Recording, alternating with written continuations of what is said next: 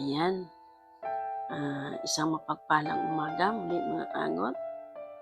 Dito na naman tayo sa ating morning prayer. Word of God muna tayo mga kaagot bago ang ating prayer. Sabi niya dito sa Roma chapter 8. Roma chapter 8 verse 35.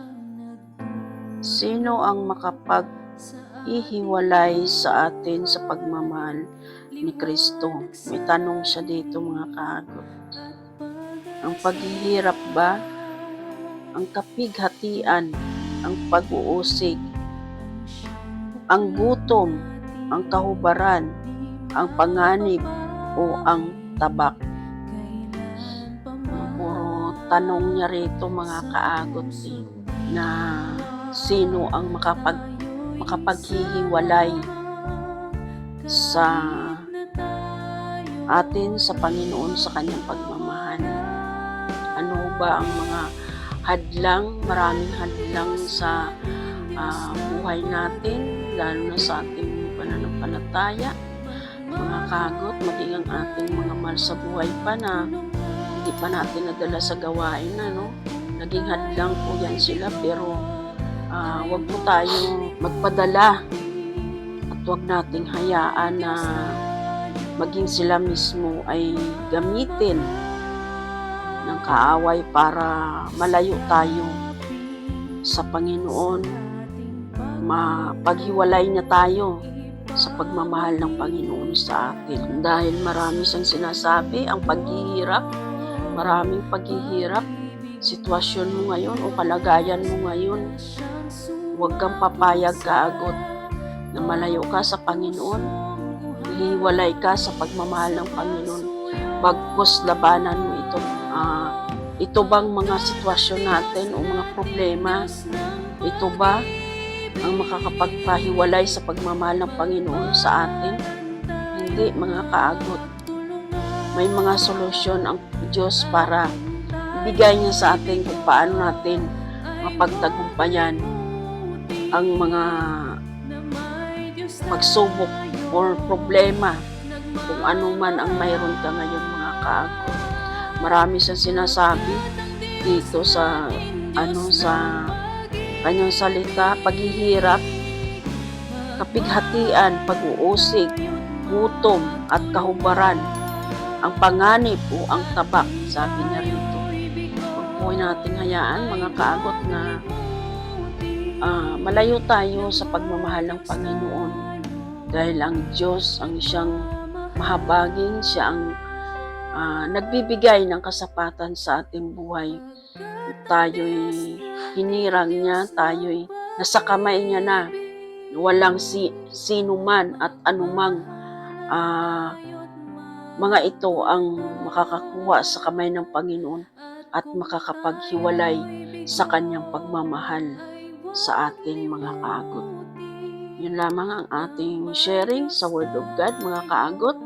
Huwag po tayong mawala ng pag-asa, patuloy tayong manalig, manampalataya sa ating Panginoon, dahil siya lamang ang Diyos mula noon hanggang ngayon.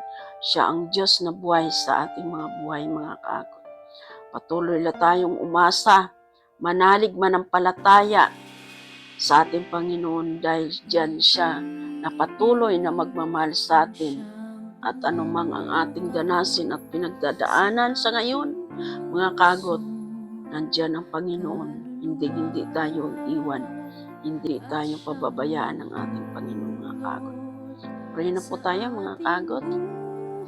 Banal at dakilang Diyos, amang makapangyarihan sa lahat, kami lubos na lumalapit sa iyo sa umagang ito, Panginoon.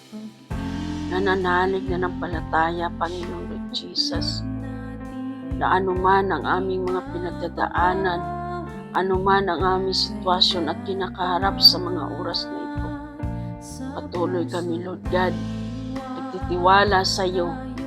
Patuloy kami nananalig sa iyo, Panginoon Lord Jesus.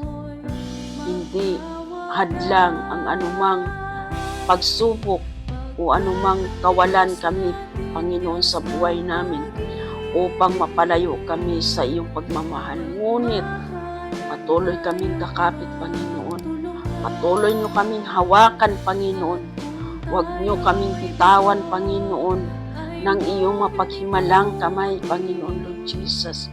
Lalo na, Lord God, sa mga ina, sa mga asawa, Panginoon Lord Jesus, na patuloy na dumaranas ng anumang mga hindi dapat danasin sa sitwasyon na ito, Panginoon. At higit sa lahat, Panginoon, patuloy na kumakapit sa iyong mga kamay ang aming mga ina, asawa o ano paman, at sino paman ang anuman ang kanilang pinagdadaanan sa mga oras nito, Panginoon. Sa iyo lamang kami, Panginoon, umaasa. Manalig manampalataya, Panginoon, dahil ikaw ang naging kasapatan ng aming mga buhay, Panginoon. Lalo na, Lord God, sa mga ina na una mong hinirang at lubos nang nakakilala sa iyong mga salita, Panginoon. Ngunit dumaranas pa ng mga pagsubok o pag-uusig, Panginoon, paghihirap, kapighatian na dinadanas ng mga ina na lubos nang nananalig ng palataya sa iyo, Panginoon. Walang anuman ang lahat ng ito, Panginoon, na makakapagpahiwalay sa pagmamahal mo sa aming mga ina, Panginoon Lord. Salamat, Ama, sa iyong biyaya. Salamat, O Diyos, sa buhay na ipinagkaloob mo, na patuloy kami na magiging matatag sa anumang pagdadaanan na sitwasyon, Panginoon Lord. Patuloy mo kaming arugain, Panginoon. Patuloy mo kaming punuin na iyong pag-ibig at pagmamahal. Yakapin, Panginoon, ng iyong pagmamahal na hindi kami nag-iisa. Bagkus patuloy kaming lalaban at ipaglaban ang buhay na mayroon kami na ipinagkaloob mo sa araw na ito, Panginoon. Pagpalain mo nawa, Panginoon, ang bawat dumaranas ng mga sitwasyon na hindi tama at karapat-dapat sa kanilang buhay, Panginoon. Patuloy mo ang abutin sila, Panginoon. Patatagin ang kanilang kalooban upang harapin ang anumang dinaranas nilang mga pagsubok, kapighatian, Panginoon. Gutom, anuman ang lahat ng ito, Panginoon, ay hindi ito, Panginoon, maging hadlang upang patuloy nyo kaming mahalin, Panginoon Lord Jesus, o either mapahiwalay sa iyong pagmamahal, Panginoon. Kaya Lord, patuloy nyo kaming patnubayan sa lahat ng oras, araw na ito, Panginoon, minuto, segundo na aming buhay. Sa iyo lamang kami, Panginoon, magtitiwala. Sa iyo lamang kami aasa na mayroong katapatan sa aming paglilingkod, Panginoon. Ganon din, Lord God, sa buhay ng mga kaagot ko dyan, Panginoon, na ngayon pa lamang sila, Panginoon, makaranas o makarinig ng mga salita mo, Panginoon. Abutin nyo sila, O God. Bigyan nyo sila ng mapaghimalang kamay mo, patatagin mo ang kanilang kalooban, anuman ang kanilang pinagdadaanan sa mga oras na ito. Tulungan nyo sila, Panginoon. Bigyan nyo sila, Panginoon, ng tamang instruksyon, solusyon sa kung anuman ang kanilang pinagdadaanan.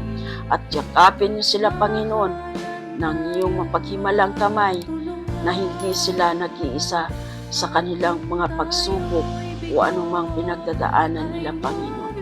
Salamat muli, Ama, sa araw na ito, sa oras na ito, O God. Salamat sa biyaya mo sa pagising namin. Patuloy namin ito sinasabi, Panginoon. Salamat sa biyaya mo sa umagang ito. Sa oras na ito, Lord, na nakakapagsalita kami, Panginoon. Tumatawag kami sa iyo, Panginoon, na mayroong lakas at mapayapang buhay sa buong maghapon na ito, Panginoon. Salamat muli, O Diyos, sa umagang ito, sa biyaya tabag mo, sa buhay ko at sa buhay ng makapanood ng video ko ito. Maraming salamat, Panginoon. Pagpalain niyo sila, Panginoon. I-bless mo, Lord, ang araw na ito para sa kanilang mga buhay. Ikaw ang Diyos na magpala sa araw na ito, Panginoon. Muli, Ama, maraming salamat sa biyaya mo sa umagang ito. Thank you, Lord Jesus. Thank you, Holy Spirit. In Jesus' name. Amen. Ayan. kaagot. Isang matagumpay na naman ang ating morning prayer.